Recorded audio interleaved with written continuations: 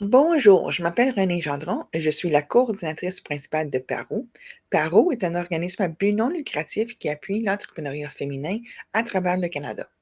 Nous offrons des services d'accompagnement d'entreprise, du financement, des subventions, aussi bien que la programmation pour vous aider à démarrer, croître et à exporter. Aujourd'hui, nous sommes joints par Boutena Laboudi. Elle va nous présenter une introduction au design thinking, transformer vos idées en innovation. Boutena, merci et je vous cède la parole. Merci beaucoup René pour l'introduction. Donc, je suis ravie de faire partie de ce webinaire aujourd'hui à propos du design thinking. Très brièvement, je suis conseillère en gestion de projet et en innovation, fondatrice de la firme Helvetius, avec un parcours de plus de 17 ans d'expérience dans la gestion et la mise en œuvre des solutions informatiques pour différents secteurs, principalement autour des thématiques de gestion de projet. Et je suis encore ravie aujourd'hui de vous parler des techniques pertinentes de design thinking qui pourraient vous rendre de la valeur par rapport au fonctionnement de votre entreprise. Donc, ça ne sera pas long, on passera directement au vif du sujet. Donc, dans ce webinaire, on va voir comment l'innovation, elle peut en fait faire le terrassement pour commencer à travailler sur le design thinking et l'utiliser comme des outils et des techniques pour améliorer la gestion de son entreprise. Le pourquoi du design thinking, qu'est-ce qu'il apporte principalement? On verra rapidement c'est quoi les phases principales du design thinking et je vous parlerai aussi de quelques techniques, pas dans le détail, ça reste quand même une introduction, quelques techniques très connues en termes de design thinking et qui sera à valeur ajoutée pour vous. Et on terminera avec des questions-réponses si jamais vous en avez. Donc, allons-y de suite. Donc, l'innovation, en fait, il y a de plus en plus de sujets à propos de l'innovation. Ça fait quelques années déjà qu'on commence à en parler dans différents secteurs. C'était peut-être confiné dans un secteur particulier au début, mais c'est devenu très vulgarisé actuellement comme étant une culture à apporter à son entreprise. Pourquoi on parle de l'innovation comme un mindset? Parce que c'est quelque chose qui vous permettra en tant que chef d'entreprise ou entrepreneur en devenir de valoriser la créativité de vos équipes, la créativité de votre marque d'entreprise et aussi d'assurer l'adaptabilité et votre agilité pour changer en fonction de l'environnement externe, que ce soit des entreprises qui développent des services, qui développent des produits. Deuxième particularité ou caractéristique de l'innovation, c'est que principalement, c'est une culture d'expérimentation. Il faut avoir cette aptitude à expérimenter. Peut-être que c'est pas nécessairement quelque chose qui était ancré dans le quotidien des entreprises et des travailleurs dans le temps. On était plus dans une culture ou dans une logique où on avait des projets à mener, on avait des buts à atteindre selon une trame très standard, parfois rigide. Donc l'innovation, elle apporte cette couche-là de pouvoir en fait essayer des choses, avoir, comme on le dit sur la diapositive, avoir le droit à l'erreur pour pouvoir par la suite apprendre de ces erreurs-là et pouvoir bâtir quelque chose de solide par la suite. Troisième caractéristique de l'innovation comme étant un mindset, c'est le fait qu'elle encourage, qu'elle favorise la collaboration inter-équipe et interdisciplinaire. Ce n'est plus l'affaire d'une seule unité administrative ou fonctionnelle au niveau de l'entreprise, mais ça transcende toute l'entreprise. Et donc, en général, quand vous regardez les entreprises qui ont développé des départements d'innovation ou de transformation, vous allez trouver qu'il y a une panoplie de profils qui sont mis en jeu. On trouvera des gens en fait qui sont issus du marketing, on trouvera des financiers, on trouvera des gens du juridique, on trouvera des gens en IT, des techniques, on trouvera des rêveurs aussi. Donc, c'est un boutissage de travail d'équipe pour pouvoir favoriser l'innovation. Et enfin, l'avantage compétitif, c'est pour dire que ce sont les entreprises qui ont su se distinguer, innover, se recréer, qui ont su en fait survivre et persister. Je pense qu'on a tous l'information sur d'anciennes firmes et marques desquelles on n'entend plus rien, qui étaient peut-être très très fortes il y a fort longtemps, que ce soit dans la téléphonie par exemple, ou sur d'autres secteurs d'activité. d'activités en industrie, mais qui n'ont plus pratiquement d'existence actuellement parce qu'il y a eu des changements, il y a eu de plus en plus de compétition dans le marché et ces entreprises n'ont pas pu se renouveler. Donc, c'est grâce à l'innovation, la créativité et permettre à tous, que ce soit des employés, des partenaires, des fournisseurs, des clients, de participer à ce regain d'innovation. C'est ce qui permet aux entreprises de survivre et de créer un nouvel épisode de leur parcours entrepreneurial. Donc, ceci nous mène directement vers le design thinking, puisque quand on parle d'innovation, de créativité, automatiquement, il y a en fait l'approche du design thinking qui n'est pas si récente que ça. On va le voir juste après sur l'historique, en fait, rapidement. Donc, on parle du design thinking comme une certaine façon de penser, de concevoir, de voir les choses. Donc, principalement, c'est une approche qui est centrée sur l'utilisateur, au lieu que ça soit centré sur la façon de faire, que ça soit centré sur le produit final ou les délais ou les budgets ou tous ces éléments réunis. Elle met l'utilisateur, donc l'utilisateur dans sa dimension la plus large. On peut en fait le confondre avec le client, par exemple, pour nous entrepreneurs. Et donc, elle se base sur plusieurs piliers. Ces piliers principaux, c'est l'empathie, la créativité, mais avec un certain pragmatisme. Donc, elle est utilisée par les entreprises qui se veulent innovantes ou qui sont en train de devenir innovantes pour pouvoir résoudre des problèmes complexes, prendre des décisions, pouvoir en fait créer des choses, que ce soit un produit encore une fois ou un service. On va le voir sur les techniques et sur les phases tout à l'heure. Et donc l'expérimentation et l'aspect itératif, c'est des points qui sont, je dirais, névralgiques dans cette approche de design thinking. Qu'est-ce que ça veut dire? C'est que on va faire des tentatives.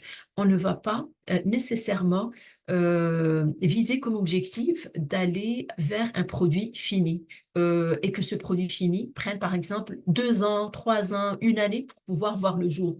Mais on va y aller par ce qu'on appelle des itérations, donc de façon incrémentale. On va faire un premier jet et on va tester le marché, voir les retours. Est-ce que c'est preneur?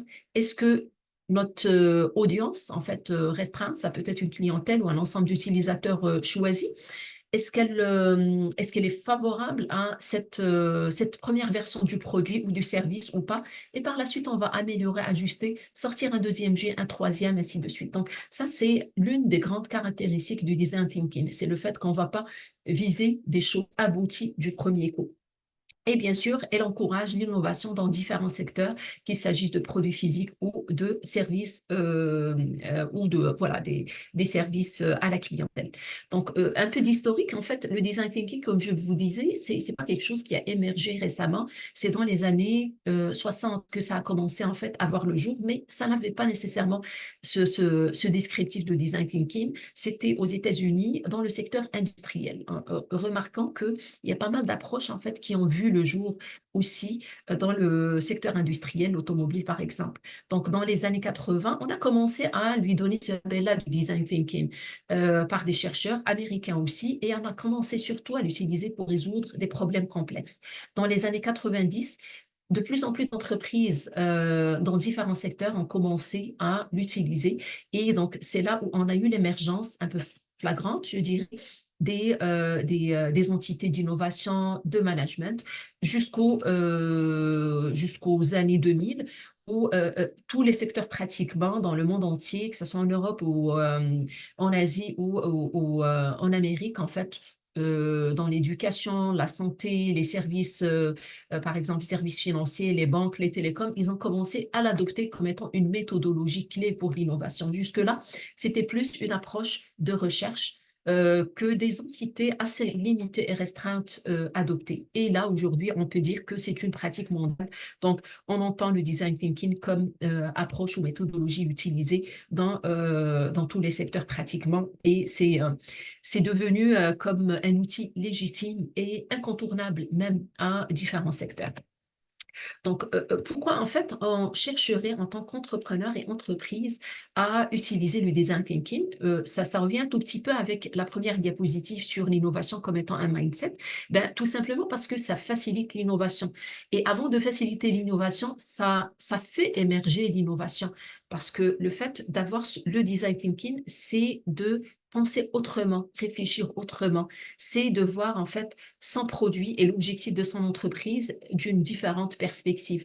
Et en mettant l'utilisateur ou le client à l'intérieur ou au centre, ça fait que on va pas en fait, par exemple, dans le domaine des TI, on est trop parfois concentré sur la technologie. Dans d'autres domaines, dans l'industrie par exemple, ça sera pareil. Historiquement, on est très concentré sur la techno.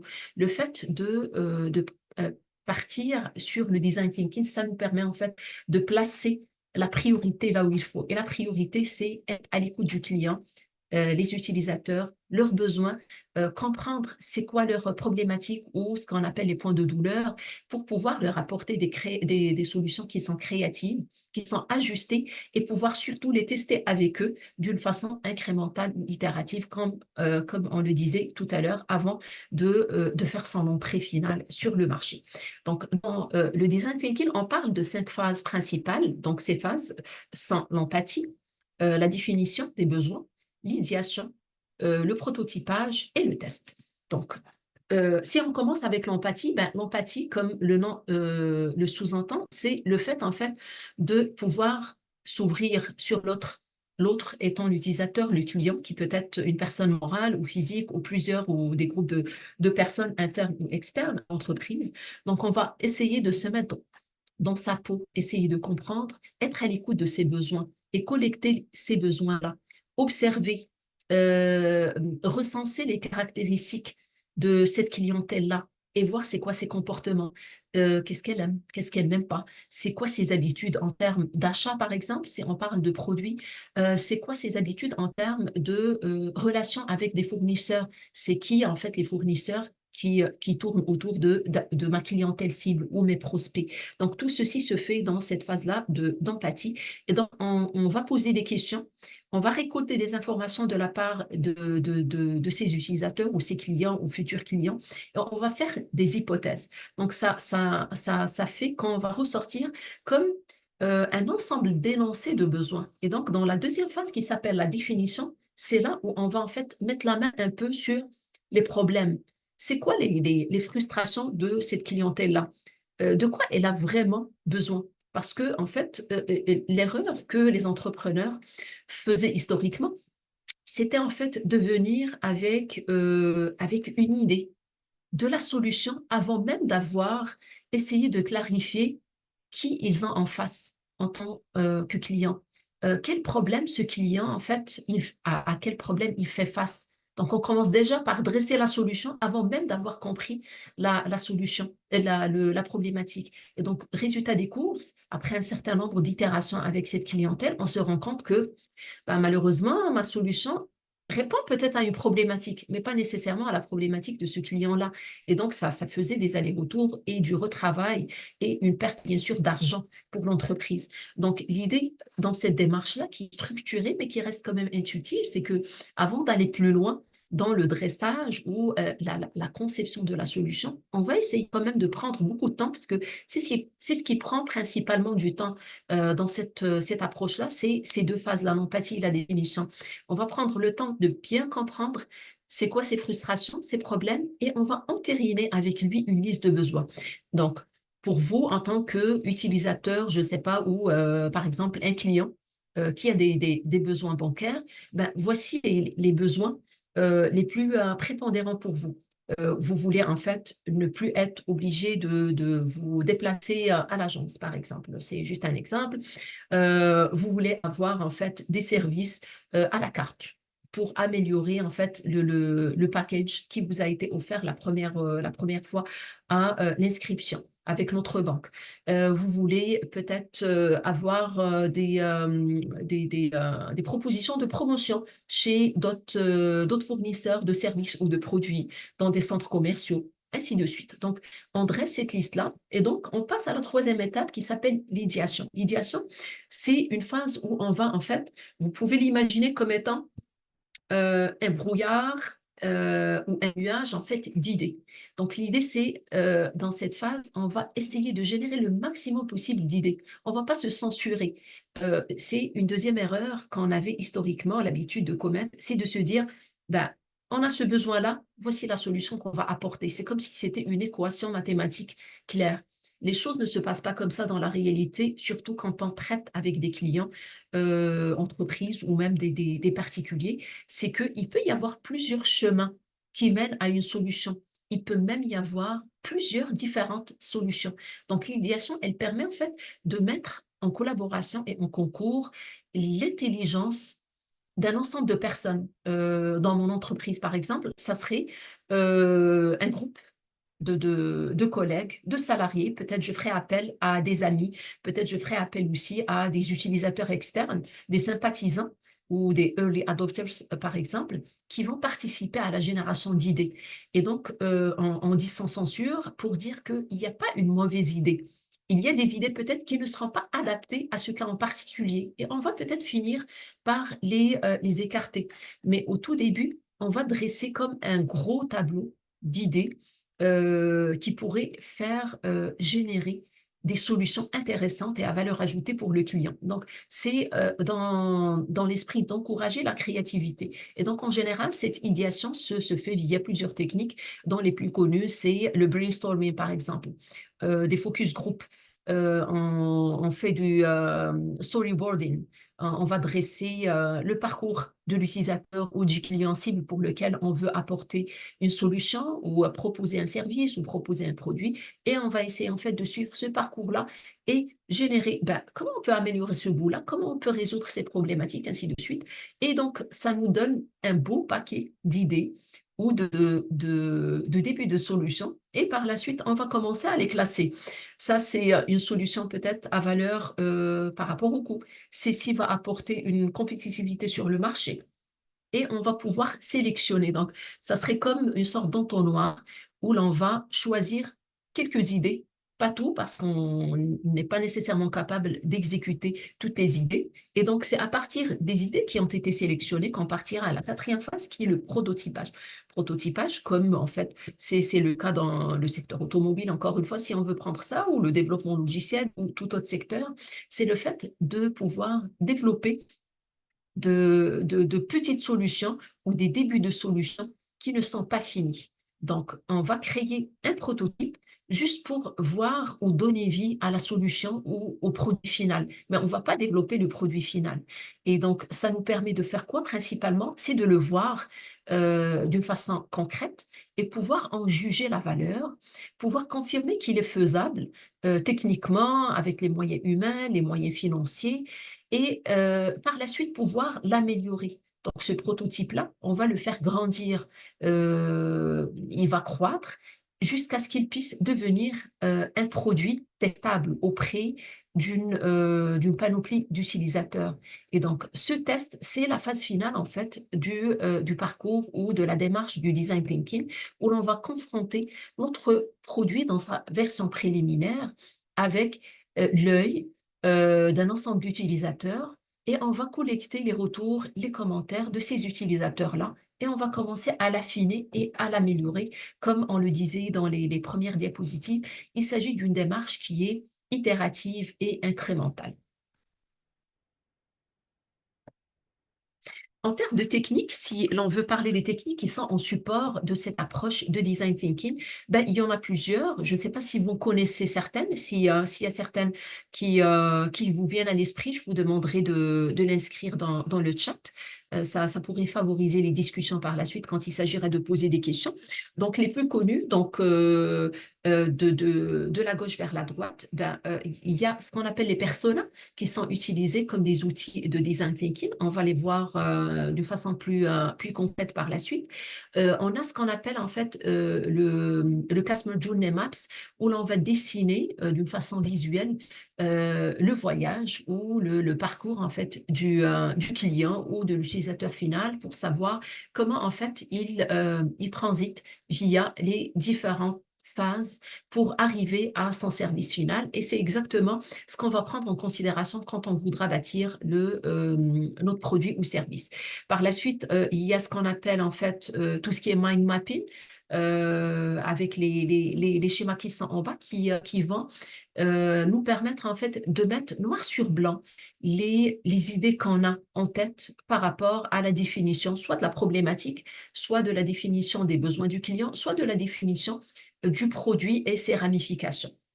On a aussi d'autres techniques et outils, le brainstorming, ou ce qu'on appelle en français le remue-ménage, je pense, où l'on va pouvoir en fait s'asseoir d'une façon formelle ou informelle avec un groupe de personnes pour pouvoir échanger et générer les idées pour la phase d'idéation qu'on vient de voir et arriver ensemble à sélectionner des idées les plus pertinentes pour les concrétiser en prototype et in fine en produit.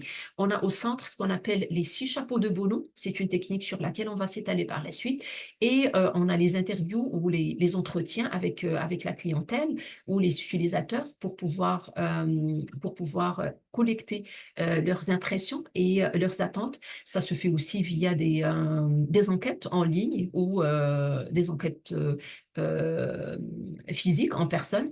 Et enfin, on parle aussi de la carte d'empathie. C'est ce que vous voyez en fait à droite, tout à droite, sous forme d'enveloppe. Donc, la carte d'empathie, c'est une technique aussi qui nous permet en fait de se mettre dans les bottes ou dans la tête du client lui-même ou mon utilisateur cible. Qu'est-ce que je ressens? À quoi je pense? Bien sûr, c'est d'une perspective, d'une problématique donnée ou d'un besoin donné pour arriver à un produit. Donc, à quoi je pense? Qu'est-ce que je ressens? C'est quoi mes frustrations? Qu'est-ce que j'entends autour de moi? Donc, c'est aussi par rapport à l'environnement externe. Qu'est-ce que j'entends? Qu'est-ce que les gens disent par rapport à tel ou tel besoin, tel ou tel produit? Des amis, des collègues, des compétiteurs, par exemple. Qu'est-ce que je vois autour de moi? C'est la partie ci. Donc l'environnement, qu'est-ce qui transite sur les réseaux sociaux, puisqu'on en parle actuellement de plus en plus. Qu'est-ce que les médias, en fait, ils véhiculent par rapport à mon besoin? Si on admet, par exemple, que mon besoin, c'est de pouvoir, je ne sais pas, avoir une voiture économique, ergonomique, avec un budget qui reste très raisonnable et qui peut aussi résister aux intempéries ou aux conditions climatiques un peu dures comme c'est le cas chez nous. Donc, et enfin, en fait, c'est quoi mes points de douleur? C'est quoi mes frustrations? Qu'est-ce qui me cause le plus de tort? De quoi j'ai peur? Est-ce que j'ai des problèmes de budget? Est-ce que j'ai peur que le produit que je vais acheter, si on prend toujours l'exemple de voiture, qui ne soit pas robuste? Est-ce qu'il y a des difficultés ou des embûches que je crains concrètement? Et qu'est-ce que j'y gagne? Si j'arrive en fait à concrétiser mon rêve, mon ambition, arriver à mon produit escompté, qu'est-ce que j'y gagne? Que ça soit financièrement, peut-être je gagne du temps, peut-être je gagne de nouvelles relations avec d'autres personnes, peut-être je vais gagner des clients, peut-être de la notoriété si je parle d'autres choses que les voitures, bien évidemment, notoriété sur le marché en tant qu'entrepreneur. Donc, c'est toute cette analyse-là qui se fait au niveau de cette carte d'empathie. Donc, pour la suite, en fait, on va pas voir tous les outils, bien évidemment, parce que le temps, il va pas le permettre. On va essayer, dans la limite du temps, principalement de se focaliser sur 2 techniques, que je vous ai sélectionnées de ces principales techniques,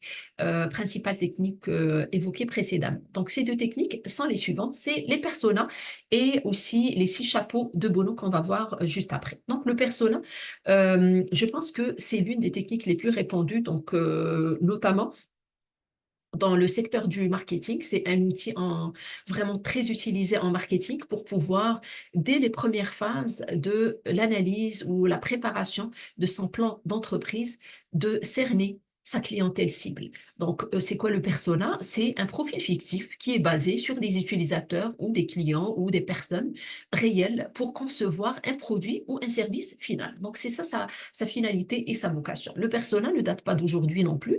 C'est dans les années 90 que ça a vu son émergence dans le développement logiciel et puis dans le marketing, le design du produit et le design thinking. Donc, c'est pas nécessairement un outil qui a été ramené par le design thinking, mais disons que il a été pas mal utilisé. Il y a eu comme une sorte de synergie entre les approches et ça a été en fait réutilisé par le design thinking par la suite, au grand bonheur, bien sûr, des entrepreneurs et toute personne qui est autour de l'innovation. Donc, l'objectif du persona, et vous voyez une petite image à droite en bas de l'écran, qui représente une fiche de persona.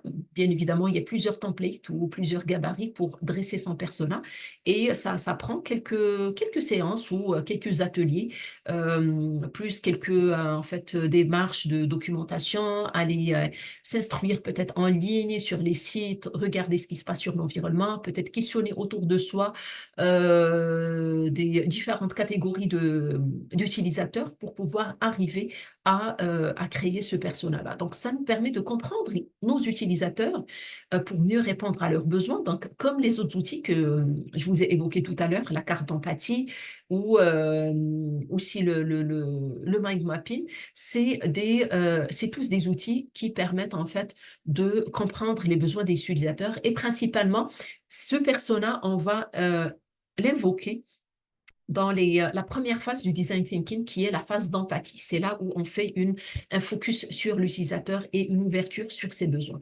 Donc, on va essayer de nous mettre dans la peau de ces utilisateurs, être à l'écoute, essayer de collecter l'essentiel de leurs attentes, leurs points de douleur, et ça nous mènerait vers la création d'un persona ou de personas détaillés pour cerner notre clientèle, ses objectifs et son comportement. À titre d'exemple, et je vous montrerai un exemple concret de persona juste après, je suis une entreprise qui va développer un produit, je ne sais pas, de cosmétiques par exemple, sur le marché. Donc, j'ai peut-être déjà une idée préalable sur la clientèle cible. Je sais que je m'adresse peut-être principalement à une clientèle principalement qui utilise des produits cosmétiques, peut-être féminines et masculines. Et par la suite, je me pose la question, est-ce que je vais plutôt l'adresser à une catégorie d'âge jeune, moins jeune, ou à une catégorie d'âge qui, voilà, de senior, par exemple. Donc, le fait de faire cet exercice de persona, il me permet vraiment de m'orienter vers quel segment de clientèle je voudrais partir. Il y a des entrepreneurs qui peuvent décider en fait d'aller sur plusieurs segments à la fois. Donc, ils vont créer plusieurs personas. Mais soyons sûrs que on ne va pas créer le même produit pour tous les personas. C'est sûr que à chaque persona, il y a un produit différent parce que à chaque persona, il y a des attentes différentes, il y a des frustrations différentes et donc le produit, il devrait répondre selon ces attentes-là. Donc, ce que je vous présente sur ces diapositives, c'est un persona qui est plutôt réel sur la base d'une firme de conseil. En gestion de projet, par exemple, si on prend la mienne comme point de repère, donc le persona, il commence en fait par déjà décider, on ne va pas le commencer par dire c'est la personne qui a le titre XY, comme c'est le cas directeur du département de gouvernance et de transformation numérique, gouvernement du Québec. Non, ça c'est la dernière chose à laquelle on va aller. On va commencer déjà à brasser un peu le terrain pour savoir quelles sont les caractéristiques globales de ma clientèle cible. Voilà, je veux en fait adresser du conseil en gestion de projet, en innovation par exemple, à une clientèle qui est à peu près âgée 45 ans, 50 ans. C'est des personnes qui ont une situation familiale XY, avec une certaine éducation, des postes de responsabilité au niveau de leurs entreprises, ayant fait par exemple une vingtaine d'années dans le secteur public. Et donc, ces personnes-là ou cette clientèle, elle est assez sensible et sensibilisée par rapport aux besoins d'innovation et de gestion de projet. Qu'est-ce qui motive? Donc ça, c'est la partie caractéristique. Par la suite, je vais voir, sans aller dans l'offre, mon offre de service, ni par rapport aux attentes de cette clientèle-là, on va essayer en fait d'approfondir un peu notre connaissance de la personne en tant que telle ou du persona en tant que tel. C'est quoi ses motivations? Qu'est-ce qu'il aime? Qu'est-ce qu'il n'aime pas? Ou cette personne, qu'est-ce qu'elle aime? Elle est passionnée, par exemple, dans notre exemple, passionnée par l'innovation technologique, elle est assez sensibilisée sur le potentiel qu'il y a à transformer le secteur public, par exemple, ou tout autre secteur, si votre persona, il est sur d'autres secteurs. Ce persona ou cette clientèle, elle a quand même une certaine soif pour apprendre, pour avoir de nouvelles compétences. Elle désire laisser un impact durable sur son domaine de compétences, sur la qualité des services qui sont offerts au niveau de son entreprise. Elle veut être reconnue comme leader dans son domaine, la transformation numérique, par exemple. Elle veut participer ou elle aime participer à des conférences, à des panels, ainsi de suite. Donc, tout ceci me permet de bâtir les traits de cette personnalité ou de ce persona. Et donc, c'est là où je vais par la suite passer au besoin d'écrire, pardon, c'est quoi les besoins en fait que ce persona il a ou elle a. Donc, on a besoin de superviser comment les projets se passent à l'échelle gouvernementale. On a besoin d'optimiser les budgets. On a besoin de mettre les bonnes ressources là où il faut. On a besoin en fait de développer des partenariats avec d'autres départements, au gouvernement ou avec des partenaires externes, ainsi de suite.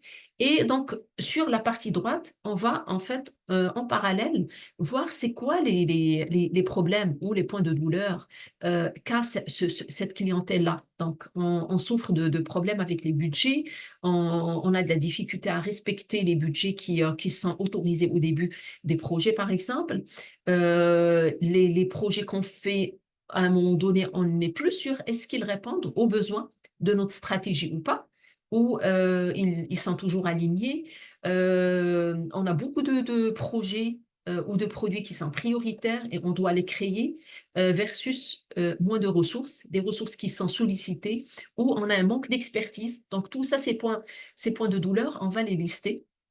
Et donc ce n'est qu'à la fin qu'on viendra dire ben, voici l'offre que nous, on va pouvoir proposer pour pouvoir à la fois répondre aux besoins, adresser les points de douleur ou les frustrations ou les problèmes, et aussi apporter de la valeur ajoutée à notre persona. Par exemple, on va faire un accompagnement sur mesure pour vous aider à optimiser la gestion de votre portefeuille de projet. On va faire un soutien pour mobiliser des ressources, on va vous aider à former vos ressources, on va mobiliser ou vous aider à recruter de nouveaux talents, ainsi de suite. Donc, c'est ce qui fait en fait qu'on arrive à bâtir notre persona. Et en fait, cerise sur le gâteau, on va dire, ben, ce persona-là, sa fonction cible, pour qu'on puisse cerner un peu plus le périmètre de nos recherches, c'est par exemple une fonction de directeur, de département, de gouvernance ou de transformation dans les entreprises XY ou dans le secteur gouvernemental ou quelque chose comme ça. Ça peut être aussi un responsable marketing, ça peut être d'autres profils. Donc, une fois on a bâti ce persona-là, donc on est prêt à passer à l'étape suivante qui est l'étape de définition des besoins et d'idéation par la suite. Et le plus important à retenir, c'est que le fait de mettre ça noir sur blanc et l'accompagner même d'une photo fictive en s'entend sur ça, et puis un ensemble de caractéristiques, ça rend cette clientèle très proche de nous en tant qu'entrepreneurs. Et je suis bien capable par la suite d'aller chercher sur les réseaux sociaux, LinkedIn par exemple, est-ce qu'il y a des profils en fait qui répondent à ce persona? Je pourrais rechercher des profils de ce type-là et commencer à essayer de nouer des relations avec ces personnes-là pour que ça devienne des prospects par la suite. Voilà, donc ça, c'est la première technique. Si vous avez des commentaires, entre-temps, n'hésitez pas, s'il vous plaît, à l'écrire dans le chat.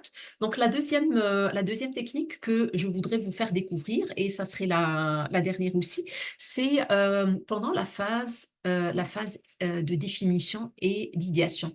C'est l'utilisation de ce qu'on appelle les 6 chapeaux de Bono. Donc Bono, c'était en fait un chercheur en innovation, Édouard de Bono, qui a élaboré cette méthodologie ou cette technique, si on veut l'appeler ainsi, dans les années 80.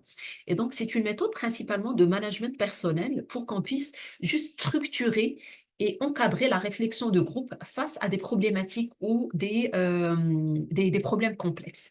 Donc, ça nous permet de générer des idées, évaluer des solutions, éviter surtout, comme on le disait lors de l'idéation pour les phases du design thinking, éviter la censure des idées inhabituelles et in fine, ultimement, c'est de résoudre, bien sûr, la problématique qu'on a.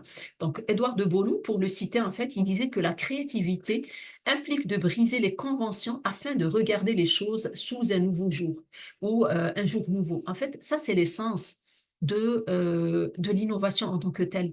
C'est le fait d'essayer de ne pas réfléchir d'une manière tout à fait standard, attendu, prévisible, traditionnel. C'est le fait d'aller brasser d'autres chemins, d'aller découvrir d'autres façons de faire. Et donc, c'est toutes ces techniques-là, elles permettent de faire cet exercice de faire émerger la créativité. Donc, les chapeaux de Bono, ils sont 6. Et donc, en fait, l'idée, c'est quoi? C'est que un chapeau égale un rôle. Et donc, c'est-à-dire qu'il va en fait prendre la casquette d'un rôle donné. Et donc, ça nous permet d'avoir une façon de penser différente. Donc, c'est quoi ces façons différentes ou c'est quoi ces chapeaux ou ces rôles? Donc, on en a 6. Le premier, en fait, avec des couleurs. Donc, le premier, c'est le chapeau blanc. Donc, c'est le chapeau de la neutralité. C'est quelqu'un qui est impartial. En fait, il va ramener des chiffres, il n'a aucune émotion, aucun état d'âme, aucune relation de proximité avec ce qu'il avance. C'est plus sur les chiffres qu'il va se baser.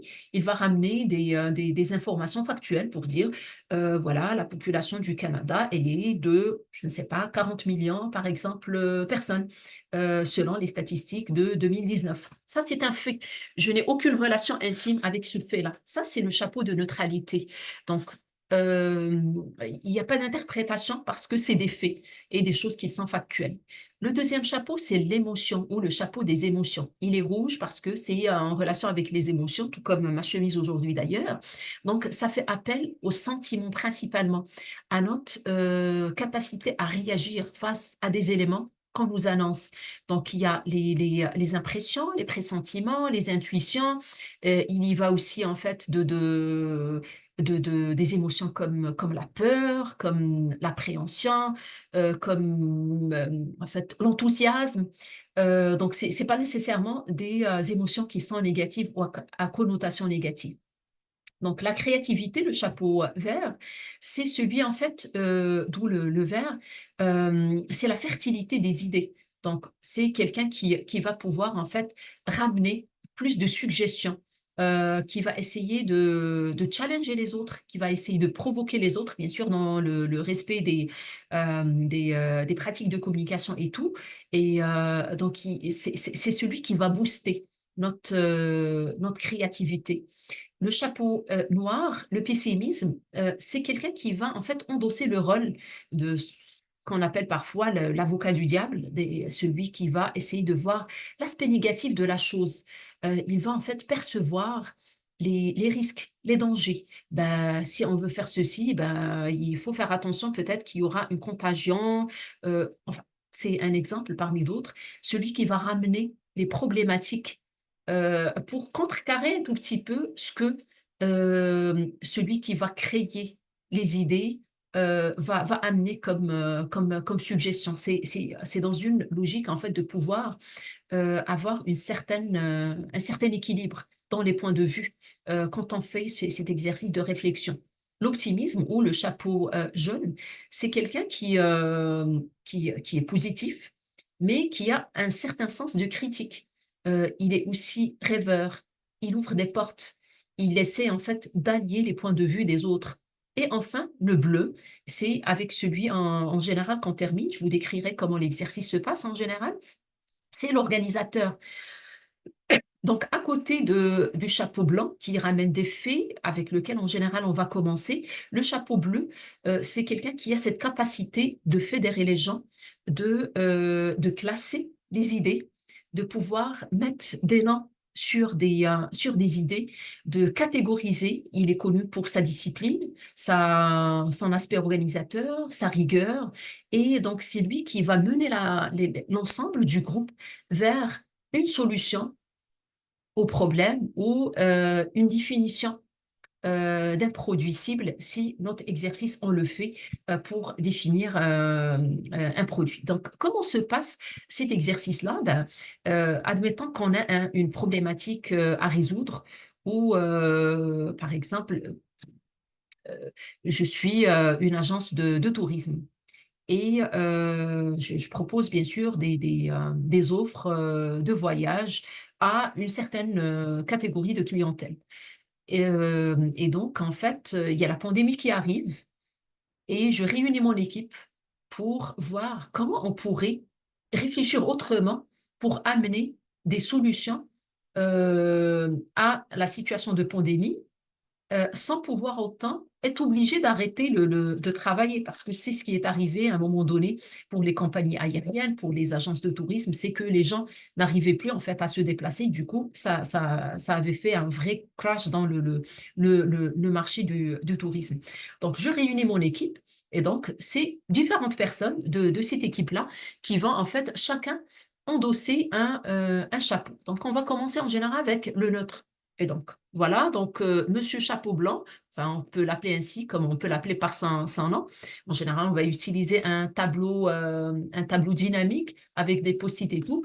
Quels sont les faits que tu peux nous ramener? Ben, il va dire, ben, on est en situation de pandémie, les compagnies aériennes ont arrêté en fait de fonctionner, X pays ont fermé leurs frontières aériennes, euh, ainsi de suite. Il va ramener des faits et des chiffres. Donc, celui des émotions, en fait, on va donner la main à tour de rôle aux différents chapeaux. Celui des émotions, de la créativité, donc celui de la créativité, par exemple, ou celui de l'optimisme, il pourrait dire, ben, comme on est incapable, en fait, de faire mobiliser les gens, puisqu'on est en situation de pandémie, ben, finalement, on pourrait, en fait, proposer aux gens des voyages, mais à partir de chez eux, des voyages virtuels. C'est une nouvelle offre qu'on va ramener qui va être sur des plateformes XY, ainsi de suite, avec des packages financiers qui seront intéressants pour notre clientèle. Et donc, ça, on passera par la suite au pessimiste qui verra par exemple que peut-être, attention, on n'est pas sûr qu'il y aurait un engouement de la clientèle traditionnelle qui avait l'habitude en fait de se déplacer physiquement, profiter des hôtels, du beau temps, ainsi de suite, un engouement pour un voyage qui est virtuel. Et donc, c'est là où peut-être la créativité ou l'optimisme pourrait dire, ben, on pourrait rajouter peut-être quelque chose qui est combiné avec la réalité virtuelle pour que l'expérience en tant que telle puisse être un tout petit peu proche d'un voyage réel, sans pour autant que les gens ne se déplacent, ainsi de suite. Donc, on va faire le tour de tous les chapeaux. On va en fait au fur et à mesure, en live, consigner ceci sur des post-it et l'organisateur, qui est un peu le maître de cérémonie, si vous voulez, il va en fait canaliser ses idées et on va commencer à dire, ben, c'est quoi en fait le poids ou la valeur qu'on va donner à telle idée. Donc ça, on le retient, ça, on le retient pas. Et on sortira avec une liste d'idées qu'on va commencer en fait à mettre en œuvre parce que là, on est juste en phase d'idéation et de définition. Et par la suite, on va pouvoir aller sur d'autres phases qui est le prototypage. Donc, si on a retenu, par exemple, l'idée de faire des voyages virtuels avec la réalité virtuelle aussi, bah, c'est un prototype qu'il faudra monter. Donc, via une petite maquette, peut-être une solution de VR qu'on va utiliser et on passera aux étapes suivantes qui sont le test, ainsi de suite. S'il y a d'autres idées, ben, on va mener plusieurs fragments de prototypes en parallèle et on va toujours garder l'œil sur les dangers, sur les risques et les difficultés que le chapeau noir, il a relevées pour qu'on puisse, être prêt si jamais ces problématiques se concrétisent, en cours de route. Donc, voilà, donc, le prototype pour terminer, qui arrive sur la phase de prototypage, c'est aussi une autre technique. Sachez juste, que le prototype n'est jamais un produit définitif, c'est juste une phase intermédiaire pour livrer une version qui est palpable, visuelle, visualiable, qu'on va pouvoir visualiser, que ça soit sous format papier, que ça soit avec des produits un peu plus, malléables, avec des imprimantes 3D par exemple, ou des prototypes qui sont interactifs sur des écrans, avant en fait d'aller vers les utilisateurs finaux et les clients et pouvoir avoir leur rétroaction. Voilà, donc j'arrive à la fin de ma présentation. Je ne sais pas si vous avez des questions ou des interrogations, des commentaires par rapport à ce que vous avez vu?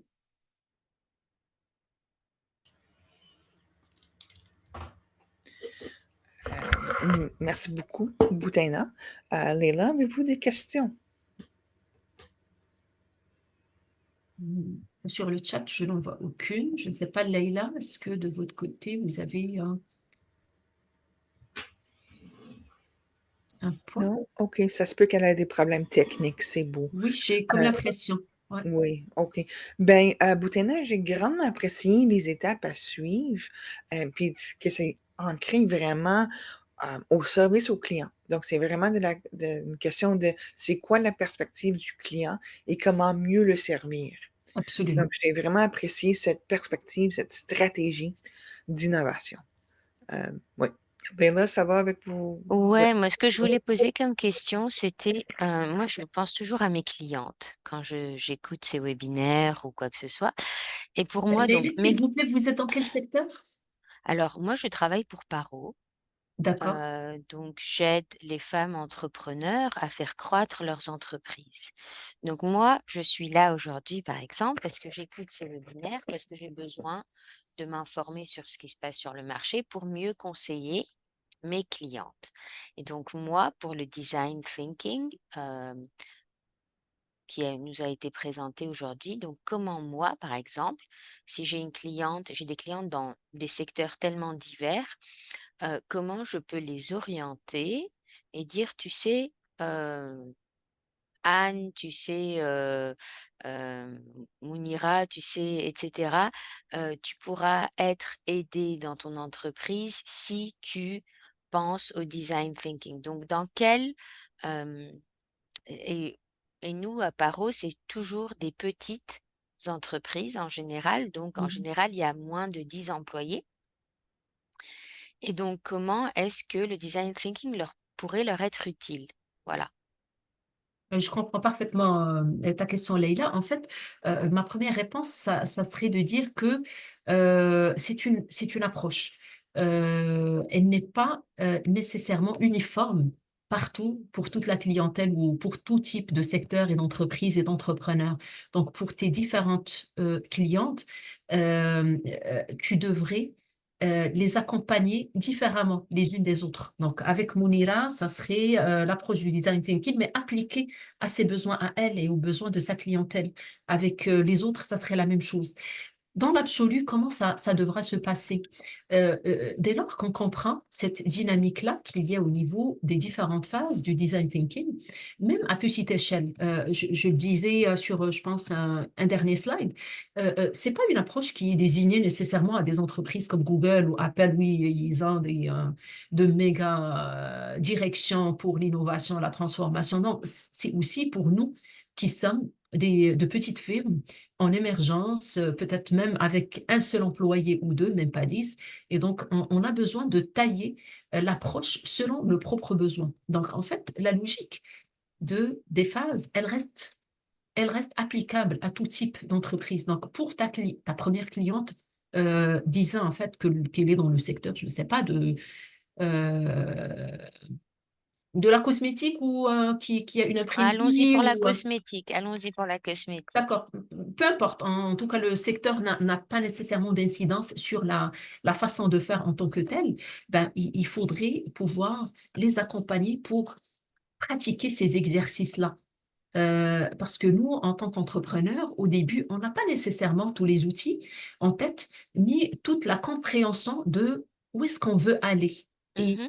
à qui on veut adresser notre produit et comment on veut l'adresser. Donc, à mon sens, ce que je recommanderais, c'est d'activer ce circuit d'innovation, ce que j'appelle la trame d'innovation.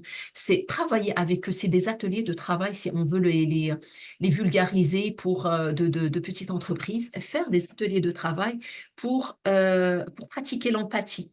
Je m'assois avec Mounira et voilà.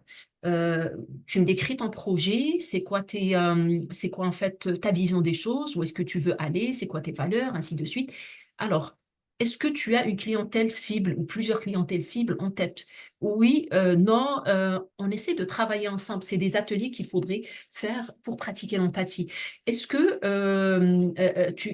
tu as déjà une idée préétablie ou préalable des caractéristiques de ta clientèle? Qu'est-ce qu'elle veut, qu'est-ce qu'elle veut pas, c'est quelle tranche d'âge? Je vais essayer de l'amener là, à créer un persona. Donc, l'idée, c'est décliner chaque phase en utilisant une technique pour pouvoir sortir avec un résultat. Donc, je vais amener ta clientèle, enfin, ou en fait, tu vas amener ta cliente pour qu'elle puisse dessiner les traces de son persona, pour qu'elle puisse avoir une maîtrise et une compréhension profonde de sa clientèle cible. Parce que si je ne connais pas mon client, mais ça serait vraiment très difficile pour moi de pouvoir interagir avec lui ou même de pouvoir aller le chercher ou le chercher si je ne le connais pas.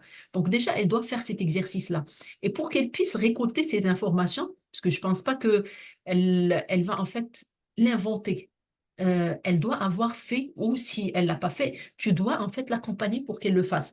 Si elle te dit par exemple, ben, moi, c'est les femmes de 45 ans, 35 ans ou les jeunes de 20, 25 ans, des choses. D'accord. Qu'est-ce que tu connais de cette clientèle-là? Je pense que c'est des gens qui sont passionnés par la technologie, les réseaux sociaux. D'accord. Est-ce que tu as poussé plus?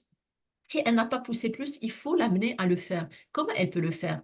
Rentrer sur des groupes Facebook, regarder ce qui se dit, c'est quoi les tendances, les gens, qu'est-ce qu'ils achètent, rentrer sur du marketplace par exemple, voir c'est quoi les produits qui sont plus en vogue sur les sites web des brands qui sont connus, Sephora, je ne sais pas quoi, ainsi de suite.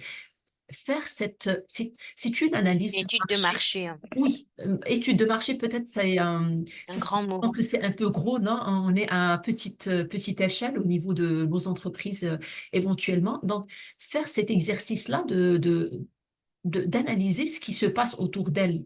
Et une fois elle a cette première connaissance, elle peut commencer à dire, bah oui, moi finalement, non, ça serait pas les jeunes de 20, 25 ans, parce que visiblement, la génération Z n'est pas vraiment très enthousiaste au maquillage, puisqu'il y a des sujets écologiques, la santé, sans plus dans un lifestyle qui est totalement différent. Ben, peut-être ça serait la tranche d'âge de 40, une génération quand même qui reste assez traditionnelle dans ses choix vestimentaires ou cosmétiques ou achats, ou ainsi de suite. Donc, pour revenir à ta question de départ, il faudrait, à mon sens, l'accompagner pour faire ces exercices-là. On pourrait supposer que il y a au moins une réunion de travail pour chaque phase. Euh, Qu'elle fasse le travail pour l'empathie en s'instruisant, se documentant, lisant sur les différents médias, sites web, peut-être aussi des documents physiques, je ne sais pas si ça existe encore, ce genre de choses, et faire son persona. Et par la suite, en fait, aller sur les autres phases. Pour l'idéation, je proposerai, c'est pour cette raison que je l'ai évoqué, qu'elle puisse en fait se mettre dans la peau de sa cliente, une fois elle sait c'est qui sa clientèle cible, se mettre dans sa peau et se dire, ben, est-ce que je peux voir mes besoins sous différents angles? Pas uniquement de l'angle de moi, entrepreneur qui veut vendre un produit, parce qu'on le verra toujours comme un angle très positif. Ben, le produit, c'est un produit extraordinaire qui va rajeunir la peau, qui va, je ne sais pas, vous donner de l'éclat. Non, il faut être dans la tête de ma cliente qui a 40 ou 45 ans et se dire, c'est quoi les risques que j'encours si j'utilise ça? Est-ce que la perception de mon entourage le plus proche de moi, elle va changer? Et donc, faire l'exercice des chapeaux de Bono, par exemple. Je ne dis pas que c'est le seul technique, puisque je vous ai parlé de plusieurs techniques tout à l'heure, mais au moins faire un exercice pour chaque phase. Et c'est ce qui va en fait l'amener à aller sur les étapes suivantes. C'est comme ça, à mon sens, qu'on peut concrétiser ce parcours d'innovation. Donc, en général, dans les entreprises à taille un peu plus grande, ben, il y a soit Il y a des des équipes. départements, il y a des équipes, ils vont peut-être amener des consultants externes pour les aider à faire animer ces ateliers, parce que ça donne plusieurs rencontres de travail, surtout si l'équipe elle est élargie, pour arriver à produire ces premiers artefacts qui sont des personas ou une carte d'empathie ou bien avant d'arriver à un prototype ou un test ou quelque chose comme ça. Donc, c'est ça le conseil que je donnerais ou la recommandation que je donnerais.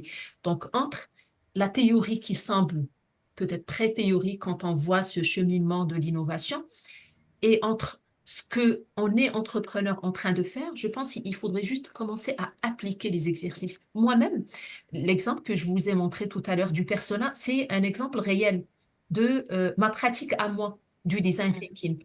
C'est via cette pratique-là que j'ai pu bâtir le persona que je vous ai montré ici. Ça, c'est exactement la clientèle que je cible pour ma firme de conseil en gestion de projet, portefeuille de projet. C'est pas un exemple à 100% fictif. Donc, il faut le faire. Parfois, l'erreur que les entrepreneurs peuvent avoir, c'est de se dire, non, mais j'ai toute la vision en tête. Oui, on a Mm. tous et toutes la vision en tête, mais leur donner vie sur document, sur papier, sur un support visuel, c'est quelque chose. C'est déjà quelque chose parce que par la suite, tu peux la voir et la challenger. Par exemple, tout à l'heure, je vous lisais certaines choses et je me dis, mais finalement, pourquoi j'ai mis ça sur, sur ses besoins? Peut-être qu'il n'a pas besoin de ça. Moi-même, qui ai écrit ça il y a un mois, et j'étais pas seule d'ailleurs, j'étais avec un coach à qui j'ai présenté ça.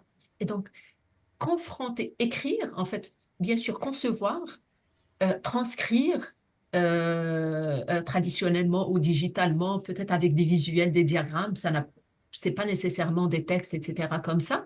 Et par la suite, confronter à l'œil externe, c'est ça, en fait, l'innovation. C'est pas rester dans son coin tout seul à essayer d'imaginer des solutions et à les produire. Donc, toi, tu accompagnes cette personne, tu pourras par la suite, et tu peux dédoublonner le même exercice avec d'autres pour différents secteurs, tu peux par la suite, comme troisième étape, de confronter sa vision des choses avec les autres entrepreneurs. Je ne sais pas si au niveau du paro, on a des sortes de group, par exemple. Donc, tu pourrais prendre ta cliente principale et elle va amener ce qu'elle a déjà bâti comme persona, comme résultat de la carte d'empathie ou du mind mapping et le présenter à d'autres entrepreneurs. Je suis sûre, à coup sûr, qu'à la sortie de cette rencontre-là, elle va avoir un beau paquet de commentaires et rétroactions. Ça peut même, en fait, lui faire changer de trajectoire. Et c'est d'expérience. Ça m'est aussi arrivé. Bon. Donc, Oui, voilà. Donc, je donc pense que oui, je je m'excuse. m'arrête sur Mais là, ça. oui, je m'excuse, je dois Aucun vous problème. arrêter. On a besoin de la salle Zoom pour.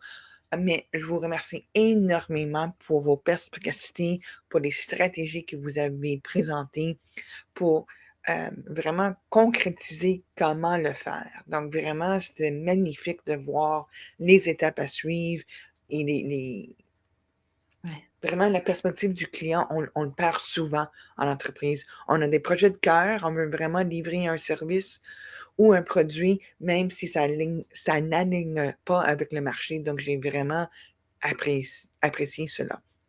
Euh, C'est vous qui vous remercie, René. C'est un Un plaisir grand de merci. pouvoir vous parler donc, de ça.